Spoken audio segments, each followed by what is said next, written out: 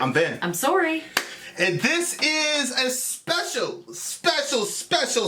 day, 30th anniversary for the big homie M. I could say Martin, I'm just not going to say his last name. Been married for 30 freaking years. You got to give him up for that. You got to give it up for that. Mm-hmm. That's extremely dope. You're going to have a hard time hitting that number with me.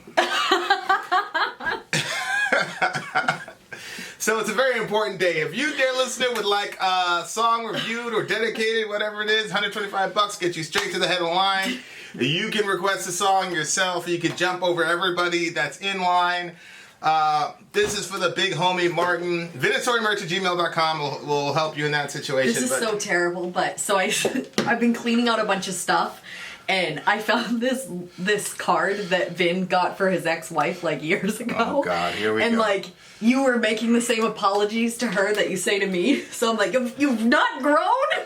What were the apologies? What did I say? Oh, anybody that's with me is gonna be in difficulty. Yeah, I mean, I said it to everybody. I said it to my friends too. I said it to Peter. I was like, hey, it's just how it is, you know? Yep. So anyway, in true metal fashion, I literally didn't know if it was for me or for her. the name of the song, the name of the band is Anthrax. What's the name of the song? You don't have the song there, you loser.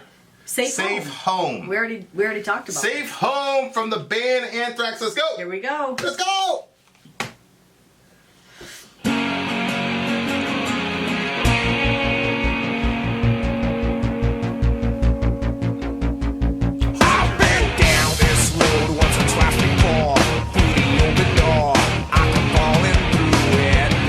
Signpost up ahead, like a watershed, and it opens my eyes for me to begin, to be born again, and knowing for the first time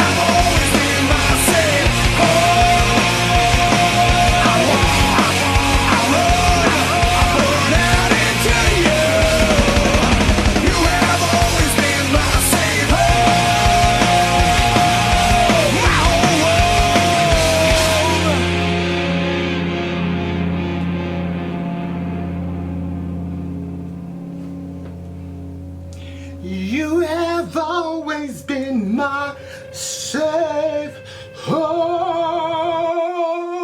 That was good. Oh, that's a cute song. A good song. It's a good song. Yeah.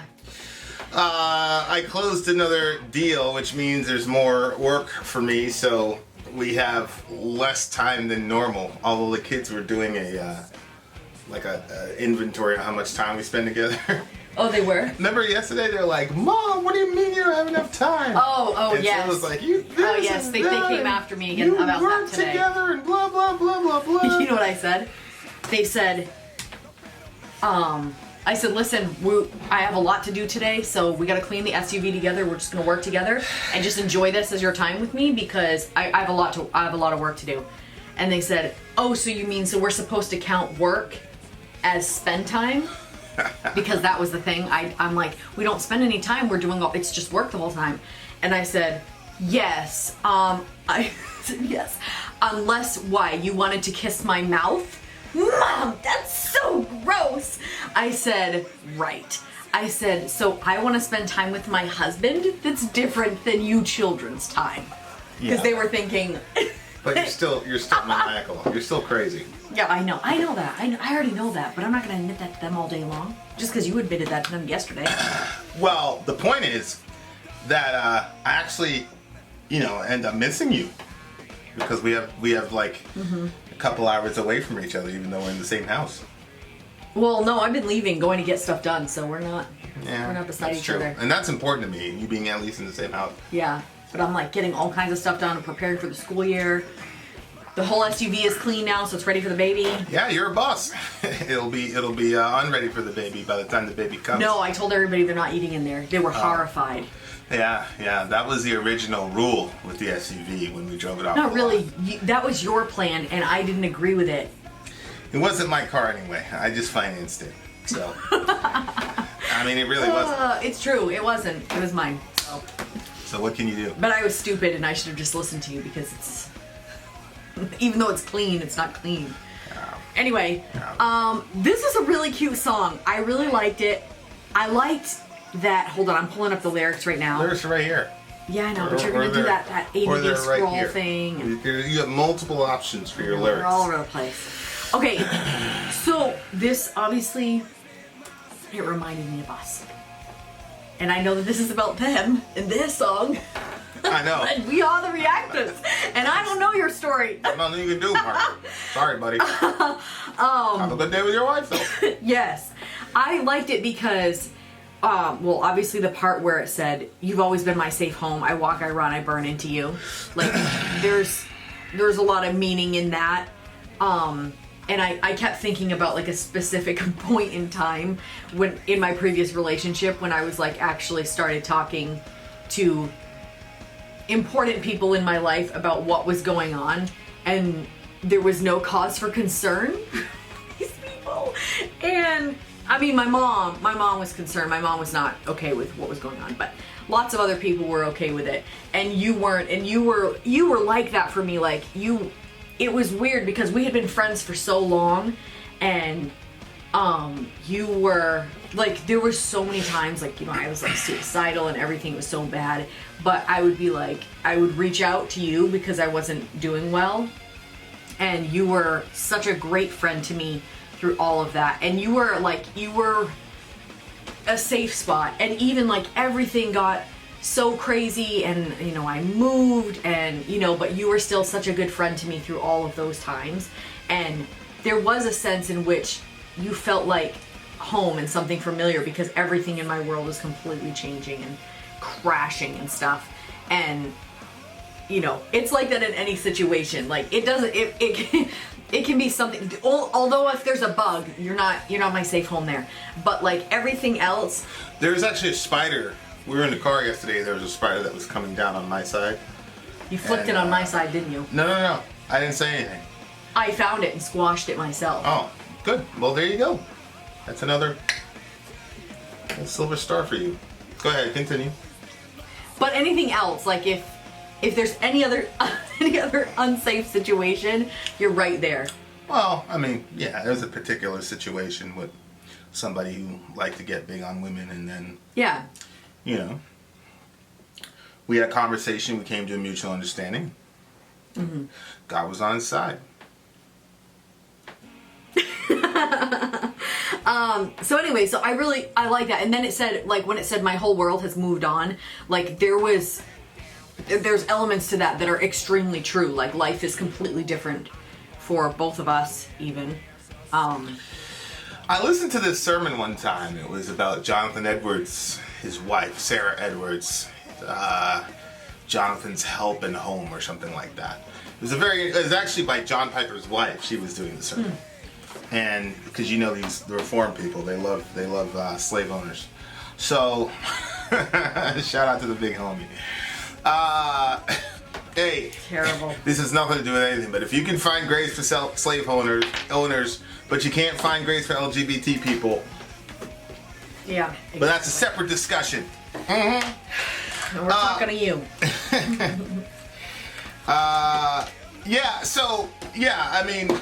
It was very interesting because my previous relationship, it was just not going to be like that.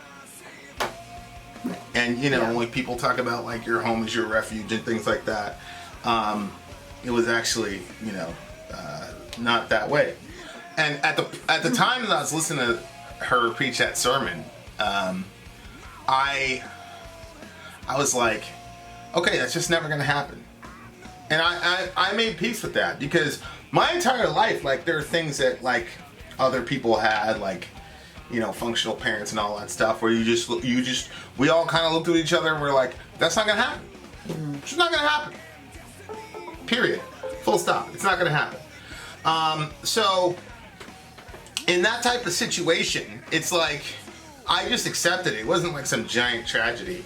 It was just clear. And by the time I heard that sermon, it was like I had already accepted that wasn't going to happen. This person, and you know, God bless them. They got, you know, they got a lot of stuff stacked against them as far as, you know, disabilities and things like that. So, you know, I understood to some degree, but I just made peace with it. And you know, that relationship ended in the only way it could have, which was a bunch of flames and agony. And then you came along and you were nannying the kids. We were kind of an emergency situation. And, you know, now looking back, like, I feel, what? It's a little blurry. That's because the camera's crying because of how sappy the stories are.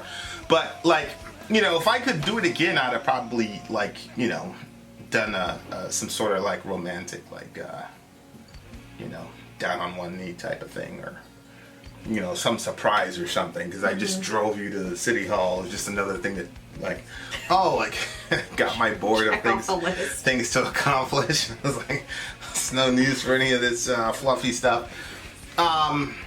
You know, but, you know, that was just kind of like, that's kind of the mindset I was in at the time. Everything was just like stripped down. I knew I needed to be around the kids, and I knew I had to prioritize them over everyone and everything.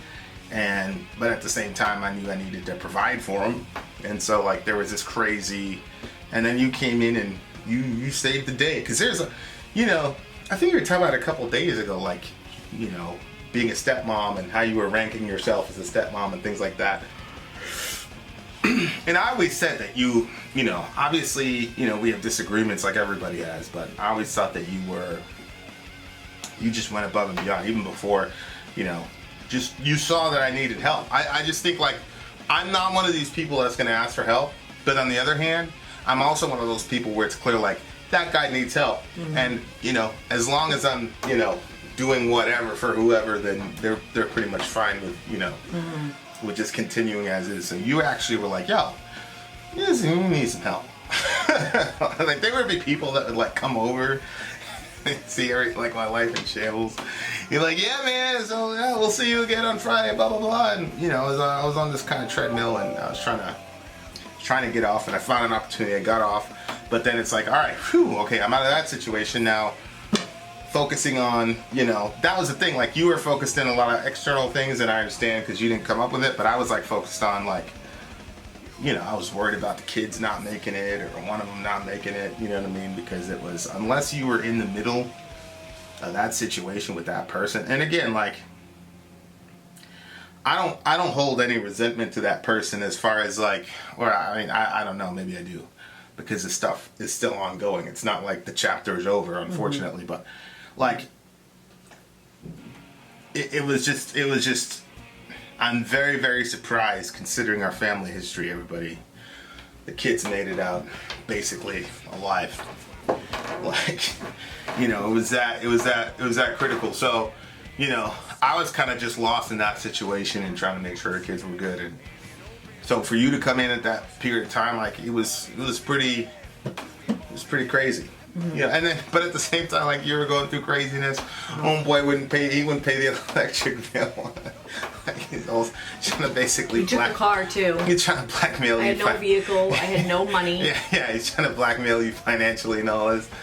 So I was out there paying your electric bill and stuff. You were paying all of it. Yeah, he was running around. Bringing me to the grocery store. He was running around with his head down, playing victim and all that stuff. But, like, I'm just laughing at it because when I look at, like, how she was, things were very, very critical. He's always been just like an 11-year-old boy.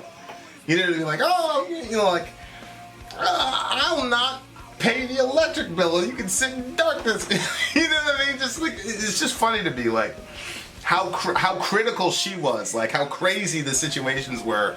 But then, you know, and it's only funny to me because I was never gonna let you be in that situation. Yeah, You know well, it was stressful for me because I didn't have a source of income, so I was like, and I never knew anyone before you. I never knew anyone that gave anything to anybody without strings being attached. So even though it seemed there was no strings attached to you, like you giving me what you were giving me or helping me out, I still felt this pressure that like, well, it may look like there's no strings attached, but wait X amount of time and there might be, you know? There really wasn't though, and now I've seen you with bunches of other people and I realize, no, that's how you are, but I didn't. Well, it's cool that, you know, like you're that type of person too, like I was walking in the room a couple days ago. You're like, yeah, we gave so and so $100. I was like, all right, cool, yeah, that's good. Why did we do that? But you know, it's cool. But my point is like, I never really knew. Like, I used to tell you all the time. Like, I'd pull in, and if I heard a fire truck, or if I saw a cop, even if I saw a cop car, like not even an active car with a light, just a cop, I was convinced that something happened. That I was gonna walk in and I was gonna see a scene of dead kids or house on fire. Like I was convinced I would be up there, my heart would be beating, I'd be praying, I'm like, all right, God, give me the strength to deal with what I'm about to see, yada yada yada. Like I was really like convinced, like because that's how intense it was. Like people don't, like, you have no idea. Like people have no idea, and you know, and the thing is they're never gonna know because the people around were really not interested in her anyway. You know what I mean? So, and it's the same type of situation, like, and that's something that I learned where it was like, yo, if you're not down with my wife, like the fuck, I got no fucking time for you. Like, I don't care. Yeah. You know what I mean? But that was a hard lesson that I had to learn, you know, the hard way in that situation, you know. But yeah, man, like it was crazy. Like I would be like, man, okay, here we go. Like trying to prepare myself for it because it was that, you know, especially after, you know, her mom died. You know, it was just, you just hear a lot of crazy and it was random. It wasn't. That was the thing about like loving somebody in that sort of mental situation. It's like things could be going completely fine, and then, boom, like, so. I was like prepared to do that for my whole life, but I didn't consider like the kids. It's like, yeah, like you're prepared to die for this girl. Are you prepared to, you know, for your kids to die for this person? And that was, you know, certain situations began happening to kids, and so the last time, you know, she left, it was like, all right, you out, see ya. And it had nothing to do with like how I felt about it because like I was dug in for, you know, I used to do this crazy arithmetic, 50 years, okay, then I'll be dead. You know what I mean? Like it was insane. I was like, maybe the kids will graduate school, she'll kill me. Who knows? That was, you know, like some of the stuff is just absolutely insane. But like, so now it's weird because like we'll be walking or we'll have a fight or something, and you'd be like, it's weird because on the one hand you're like, I don't know, like I don't want to like cause you stress like your other girl did, da da da da. Like you had this meltdown in the mall or whatever. You went after that Israeli girl. We were in the mall. She went after this girl. She was I was so angry. She was talking to me. No, because you stopped to talk to her and you weren't helping me shop. And had my little Dead Sea salt on. She was doing good, and she was like, "Yo, I think your girl's gonna have a problem." I was like, "Man, she's good, man. You ain't worry about you." And I was thinking, I almost said to her, like, I mean, look at you, look at her. I mean, I was so angry because she's not gonna be worried about you at all. There were so many reasons I was angry. One, I had vitamin D deficiency, so I had gained a bunch of weight. I went to try on clothes. Nothing looked anything close to what I was ever used to. I'm the original man. I was so angry, and I wanted him to shop with me. He was on his phone, and then you asked me one question. You didn't make it clear that you wanted to shop with me. Okay, now I know that I didn't make it clear, but I had said to you on multiple occasions, I want you to help me pick out clothes that are trendy. I had said that multiple times, and to me that was saying it. Yeah. Now I know I have to say, put your phone away and help me look for pants. Yeah. Like literally, like just. Then you left the store. I said, "Sorry, come back." No, he He said, you know, it's 8:30 and the mall closes at 9 or something like that. Like you said something about the time. Just give me the time. I was check. already so stressed out. So Shorty just went out. Forget it. I'm leaving. So I put everything on the shelf and I'm like, let's go. And so then I go to leave and then he stops. You know, they'll like, oh, would you like to try our sea salt or whatever? So they stopped him and I'm like, no way. So he doesn't have time to shop with me, but he has time to stop for the sea salt. I never said I didn't have time to shop for Shorty. That's how I took it. That's how she took it. So I said, well, fine. I'm going to go to the bathroom, then I'm going to come back. He's going to be done. He wasn't done. He was in the middle of this whole treatment. So this Israeli girl, she's like, yeah, I think your girl's going to have a problem. I was like, nah, she ain't going to have a problem. Because in my head, I'm like, look at you, look at her. I mean, it's Sori. Come on, you guys know the deal. And so I'm doing my little sea salt thing. I'm like, yes, I haven't had one of these things in such a... I mean, feel how soft my hands are. Like, oh, yeah. There's one thing that I hate is having, like, chippy hands out of the shower. I can't stand it. So I love that. You get that sea salt, bro. It'll last you for, like, 5 years. So she showed me how to do the nail file thing and everything, which is very important when you're playing guitar. I'm like... And, first of all, I don't know men that do these hand treatments. So to me, I'm completely secure. Why is he stopping to do this treatment? He can't be serious about it. He was serious about it. Honey, how many times have I told you to make me those thingamajigs? The little lotion bars. Yeah, but you do things that are not necessarily something that you like to do. You just do it because I made it.